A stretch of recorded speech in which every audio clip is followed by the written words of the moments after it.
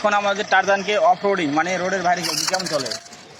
এখন আমরা উঁচু নিচু বালু ধুলামালা চালাবো, দেখবো আমাদের মনস্টার চলতে পারে কিনা।